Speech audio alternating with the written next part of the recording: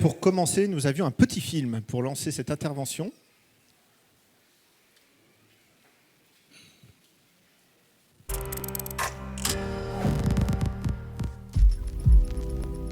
En 2035, en France, 50% de la production d'électricité reposera sur des énergies renouvelables qui n'émettent pas de CO2, mais qui peuvent être intermittentes.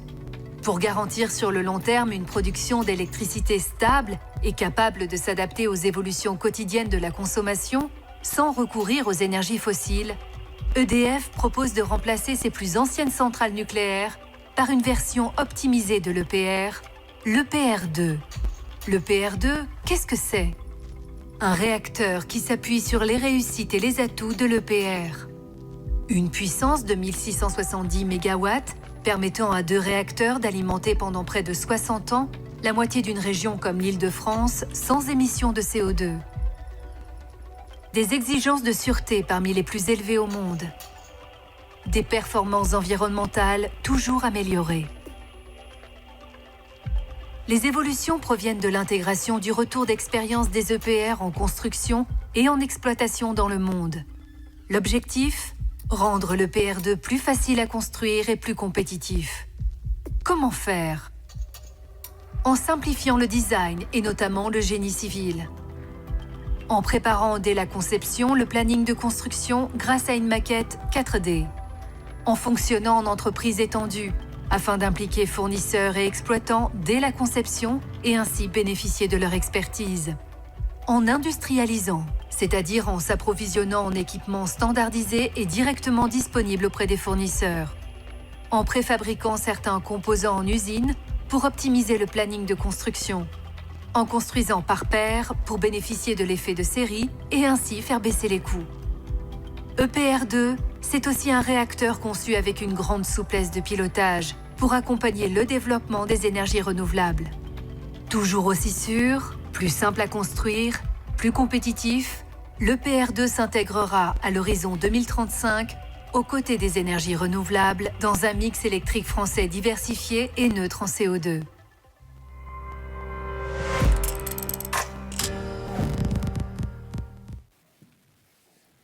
Voilà, donc le film a tout dit.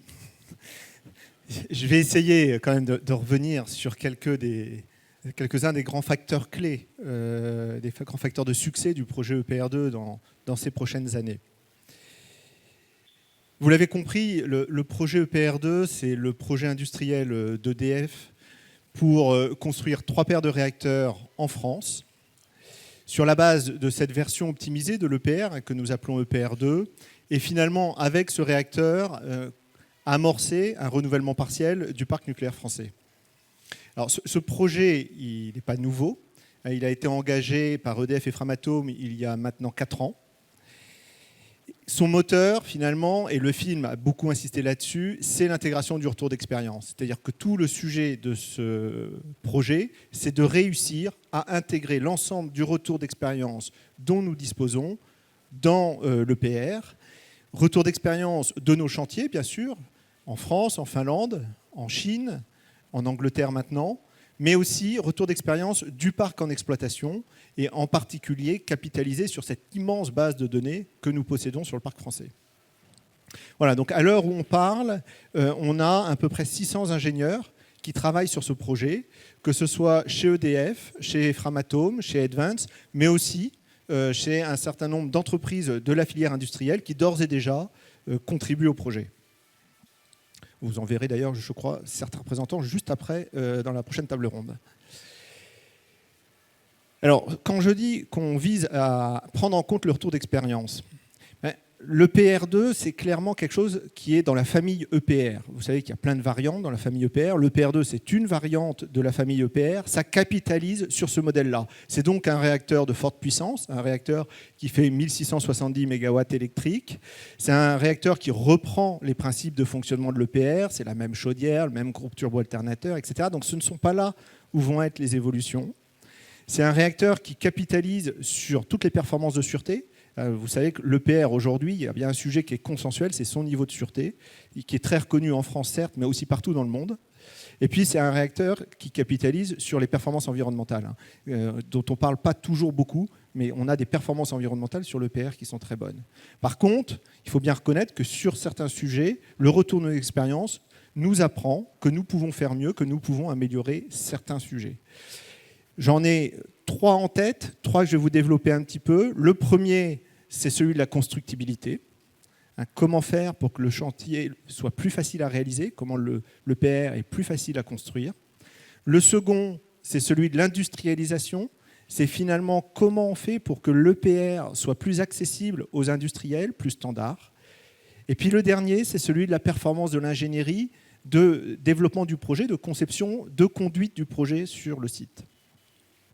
Alors, sur la constructibilité, les leviers sont énormes. C'est peut-être le levier le plus central dans les sujets qui nous occupent. Il y a d'abord des sujets qui relèvent du design.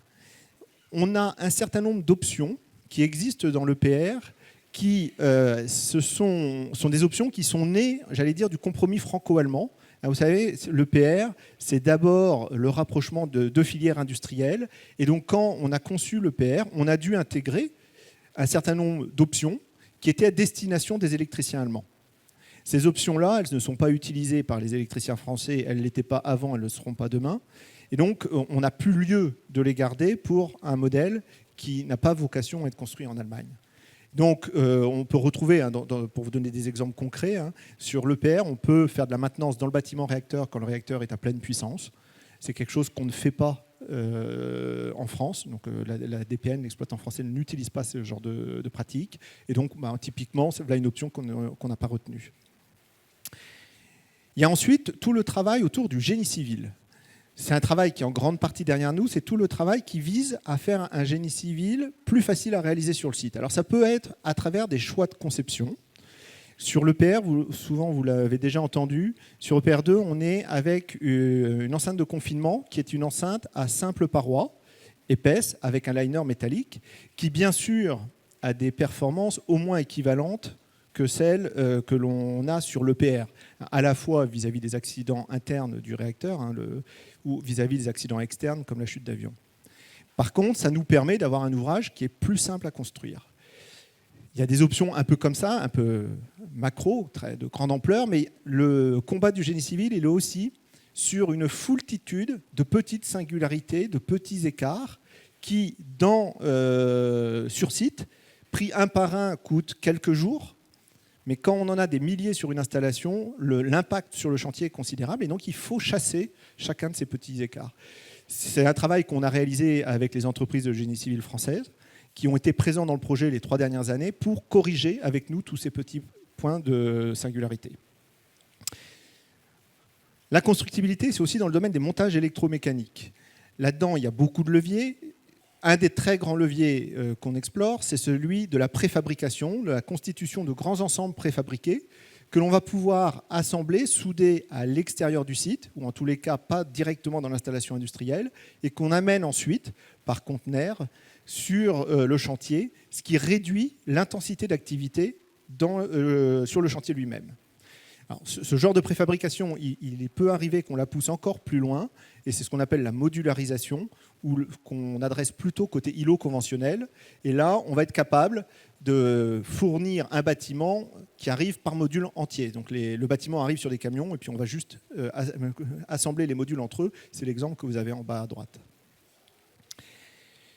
Voilà, donc tous ces domaines de la constructibilité, aujourd'hui, ils sont en grande partie explorés, en grande partie intégrés sur EPR2. Deuxième grande famille de leviers, c'est ceux de l'industrialisation. C'est tout ce qui tourne autour de la relation entre EDF et ses principaux fournisseurs. Bien sûr, un certain nombre des sujets relèvent de la passation des contrats, de l'établissement des contrats. On a tout un retour d'expérience à déployer dans ce domaine-là, à la fois avec une évolution dans les lotissements, à la fois avec une évolution dans la répartition des risques, de façon à construire à travers le contrat un cadre partenarial dans lequel on va pouvoir générer une relation de confiance et travailler de façon beaucoup plus intégrée les uns avec les autres. L'industrialiser, c'est aussi tout le travail sur les spécifications. Toutes les spécifications des contrats aujourd'hui sont transformées, sont simplifiées pour avoir à la fois des exigences contractuelles plus, j'allais dire smart, plus explicites, plus quantifiées, avoir moins de références dans nos spécifications contractuelles, moins de documents référencés, de façon à rendre l'exploitation de la spécification plus simple. Et puis, industrialiser, c'est tout le travail autour de la standardisation. On a un énorme travail en cours pour réussir à avoir beaucoup moins de références sur le PR. Ça adresse des sujets qui peuvent vous sembler basiques, de standardisation de portes, standardisation de vannes, de tuyaux, d'instrumentation. Standardisation pour baisser les références, mais aussi pour converger sur les catalogues fournisseurs, c'est-à-dire finalement pour intégrer dans le design des équipements qui correspondent à la pratique industrielle du moment dans le tissu industriel français et éviter, quand c'est possible, la surspécification nucléaire. Vous savez, le fait qu'on prescrit un équipement qu'on est les seuls dans le monde à prescrire et qui crée cette complexité dans le tissu industriel derrière. Alors bien sûr, on ne peut pas faire des miracles sur tout. Il restera toujours des équipements qui ont un enjeu de sûreté très particulier. Mais enfin, le gros de nos équipements, aujourd'hui, peuvent rentrer dans ces démarches de standardisation. Voilà. L'industrialisation, c'est un domaine dans lequel on travaille avec l'ensemble de la filière. Aujourd'hui, les entreprises sont très sollicitées dans ce cadre-là, à la fois pour nous challenger nos spécifications, pour contribuer à cet effort de standardisation. C'est une façon de les associer beaucoup plus tôt dans nos séquences, de façon à ce que le produit EPR2 intègre d'emblée ce qu'elles en attendent, en termes de facilité à l'accès ultérieur. Le troisième grand levier, c'est celui de l'ingénierie, de l'efficacité de l'ingénierie.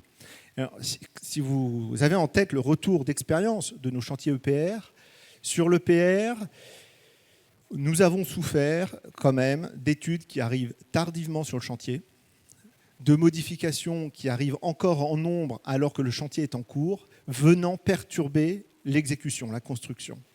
Et donc tout le travail sur l'ingénierie consiste à améliorer notre efficacité collective pour garantir cette disponibilité des études et limiter l'impact modification.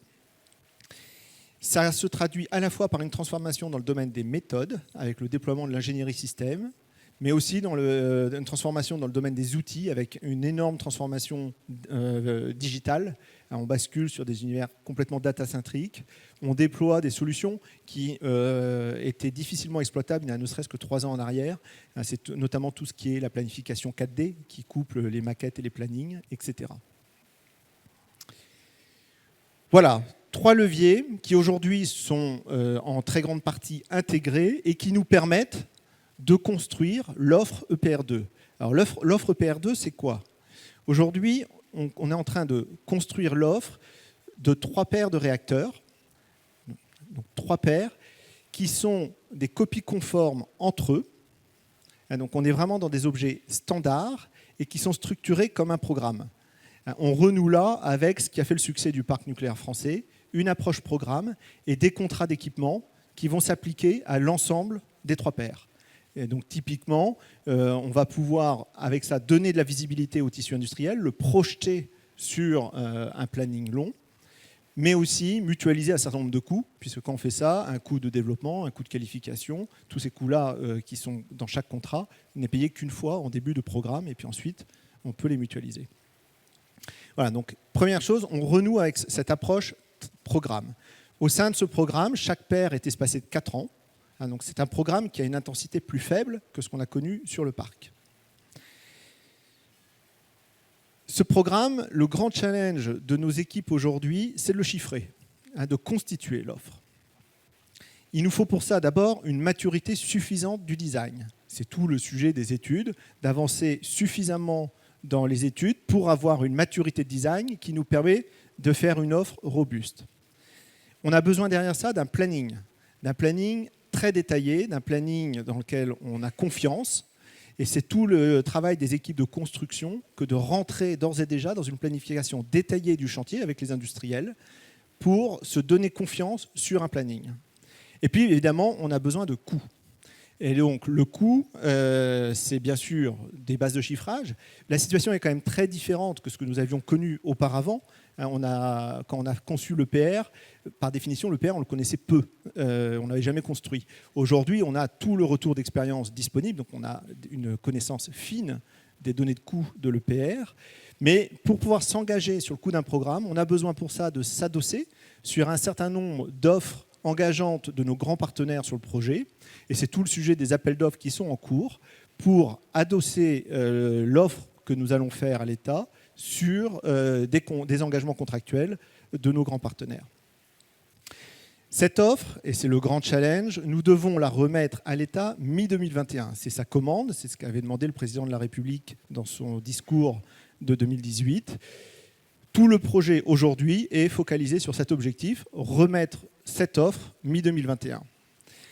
La remise de cette offre, elle nous permettrait de viser une décision de réalisation du programme fin 2022. Donc vous voyez, si c'est compatible avec ce planning-là. Et donc ça correspond à la construction de la première tranche, le premier béton de la première tranche en 2026, ce qui lui fait pour la première tranche une mise en service autour de 2034-2035. La robustesse de l'offre, elle passe aussi par tous les sujets de licensing. Et donc, tous les sujets autour de la stabilisation des référentiels de sûreté. Les travaux là-dessus sont engagés depuis un certain temps avec l'autorité de sûreté. On y travaille depuis 2016, date à laquelle on a remis à l'ASN ce qu'on appelle un dossier d'option. Donc un dossier d'option, ça présente à la fois le référentiel qu'on prévoit d'appliquer sur le programme et les modifications qu'on a fait sur le PR.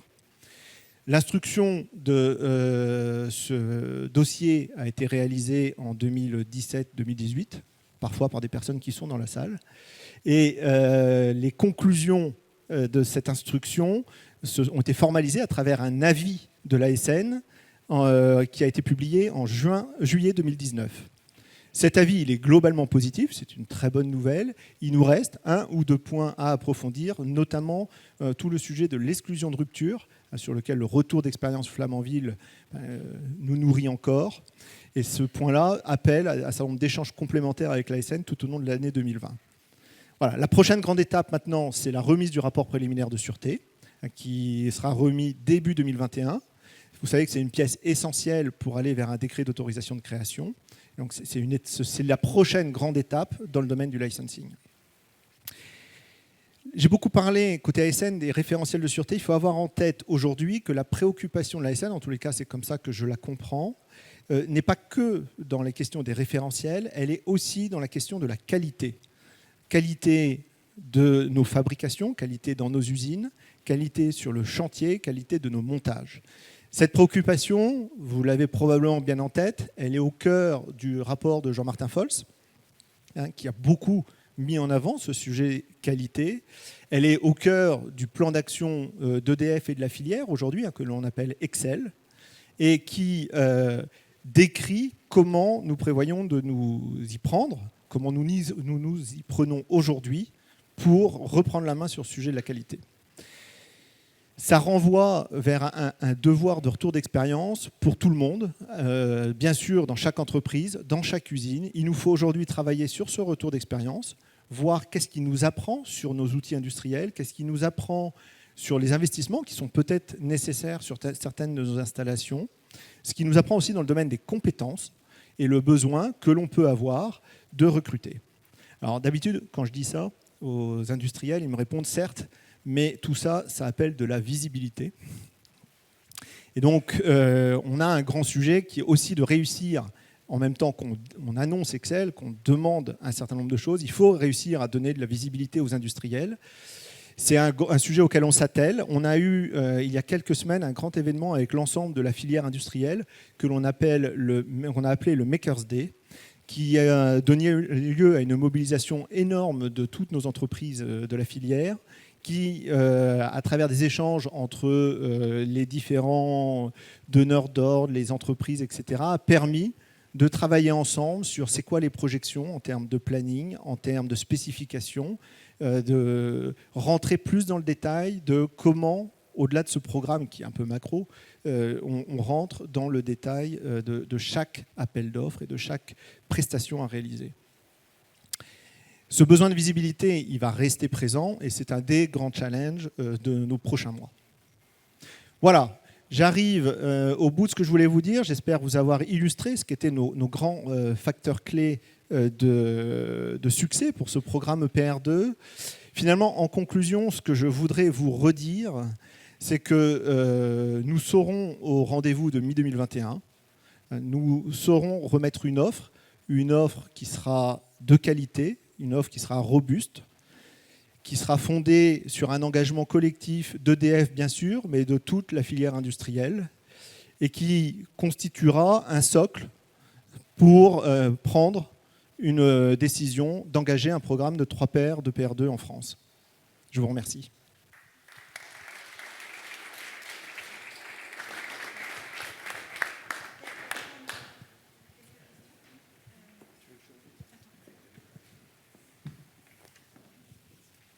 Bonjour, Jacques Billet, Praxial. Quel est l'objectif de réduction de coûts que vous avez, même si vous attendez effectivement les offres des partenaires, et comment sont pris en compte les objectifs internationaux? D'export ? Oui, d'export. Donc, sur les coûts, je ne vais pas trop détailler puisqu'on remet une offre mi-2021. Je ne vais pas vous donner l'offre cet après-midi. Simplement, ce qu'il faut avoir en tête, c'est qu'aujourd'hui, on visait un effort de réduction de coûts de l'ordre de 30% sur ce qu'on appelle le coût reconductible de Flamanville. Alors, c'est un peu compliqué, hein, ce n'est pas sur les 3 milliards, donc, ni sur les 12,5. Donc, il y avait un effort de 30% à fournir. Et aujourd'hui, on y est à peu près. L'État vient d'auditer ces coûts-là et confirme qu'on est à peu près sur la cible qu'on avait visée. Donc l'effort de réduction de coûts, il est à peu près atteint. Bon, pour avoir plus de chiffres, il faudra que vous attendiez mi-2021. Sur l'export, aujourd'hui, l'offre export d'EDF, finalement, je vais faire une aparté, mais on fait chez EDF ce que font tous les pays dans le monde. C'est-à-dire que l'offre export, c'est le réacteur qu'on a construit. Donc on l'a construit en domestique. Tous les pays, tous les grands acteurs nucléaires dans le monde s'appuient sur un marché domestique fort qui leur sert à développer leurs produits, les faire évoluer, etc. Et tous ceux qui ne respectent pas cette règle ont disparu du paysage. Ce marché domestique, c'est nous. Donc à l'export, on propose quoi? On propose le modèle qui est construit. Donc on propose Flamanville. Alors après, il y a différentes variantes qui peuvent se rapprocher de la version anglaise, de la version chinoise, etc. Mais enfin, quand même, la référence que l'on propose à l'export, c'est Flamanville. Le PR2, il sera potentiellement porté à l'export une fois qu'on a commencé à le réaliser. Mais on ne va pas partir à l'export avec un modèle qui aujourd'hui est encore normalement à construire sur notre marché domestique. Ce qui est vrai, c'est qu'il a été optimisé pour la France. Typiquement, il est optimisé pour un mix énergétique français, avec une forte composante d'ENR, telle que la France le prévoit à l'horizon 2040-2050. Il est optimisé pour les réglementations françaises, c'est-à-dire qu'il intègre en base toutes les réglementations type ESPN ou autres. Son portage à l'étranger, ça dépendra des pays. Il n'y a pas de règle absolue en la matière. Vous savez que quand on va en Chine, par exemple, les proximités de réglementation facilitent l'exportation. On a bien vu que quand on va en Angleterre, qui a une réglementation qui est très spécifique, ou quand on va aux États-Unis, on a besoin d'adaptation un peu plus forte du produit. Ça dépend des pays. Oui, bonjour. Est-ce que vous avez pensé à utiliser ce qu'on appelle maintenant le jumeau numérique, à la fois pour la construction, le fonctionnement, la maintenance, et puis aussi le risque, même, notamment cyber? On voit beaucoup, enfin chez Siemens, Atos, mais je crois que vous aviez passé un partenariat avec Siemens sur l'efficacité énergétique. Merci. Donc oui, aujourd'hui, il y a un énorme effort autour du digital, la constitution du jumeau numérique. Alors après, le jumeau numérique, on l'utilise aussi beaucoup pour les installations en exploitation. Aujourd'hui, on a une modélisation 3D, voire 4D complète de l'installation, dans laquelle on est capable de projeter beaucoup de choses et dans lequel on va venir converger l'ensemble de nos données de façon data-centrique. Alors après, il y a des endroits où c'est déjà très solide. tout ce qui est constitution du référentiel technique de l'installation et tout ce qui est son évolution dans le temps est assez bien maîtrisé.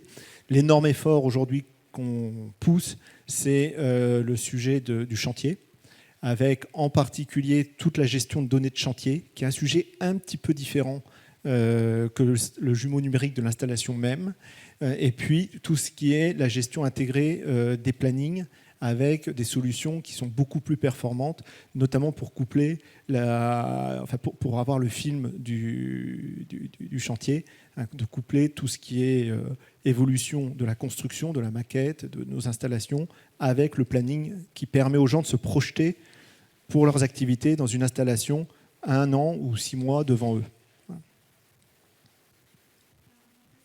Voilà, la dernière, parce qu'on doit passer à la table ronde.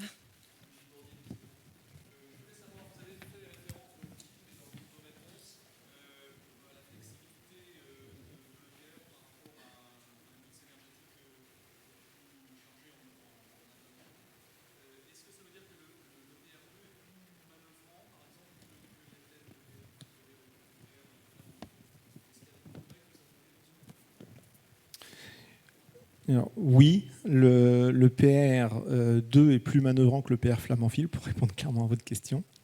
On a un certain nombre d'évolutions. Aujourd'hui, il y a une spécification. On a du client qui pour nous est EDF, mais plutôt EDF côté futur exploitant, futur gestionnaire des actifs, hein, qui est extrêmement clair sur le sujet. C'est-à-dire qu'ils attendent un modèle, un réacteur qui va apporter toute la manœuvrabilité nécessaire à ce mix ENR, ce qui est donc une exigence assez élevée de manœuvrabilité.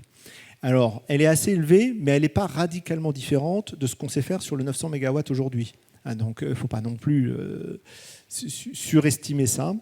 Mais on a effectivement tout un travail autour de cette manœuvrabilité, avec une particularité, hein, c'est que le PR2 intègre en base la possibilité d'être moxé. Donc, on a des gestions de MOX dans l'installation, enfin dans les études EPR2, ce qui, pour tous les spécialistes, la manœuvrabilité et le MOX ne vont pas toujours dans le même sens.